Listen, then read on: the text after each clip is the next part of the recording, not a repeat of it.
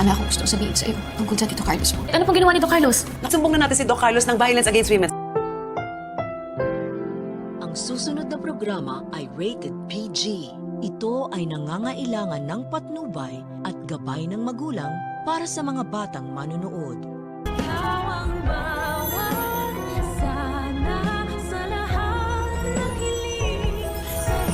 Or itutuloy niya na yung plano niya na pag-disinherit sa'yo. And then, ikaw din yung sampid dito.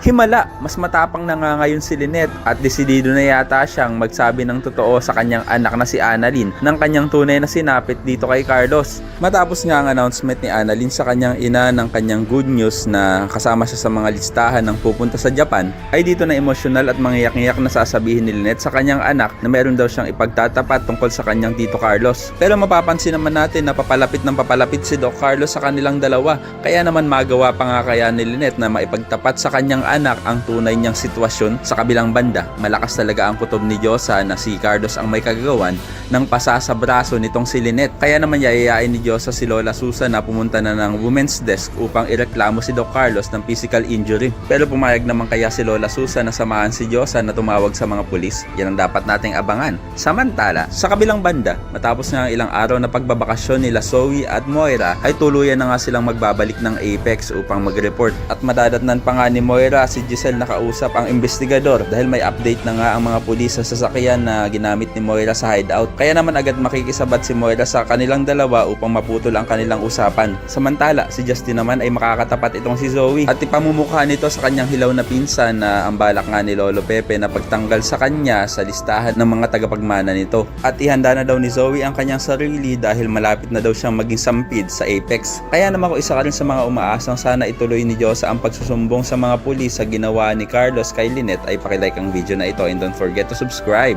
Thanks for watching and see you next time. Bye-bye.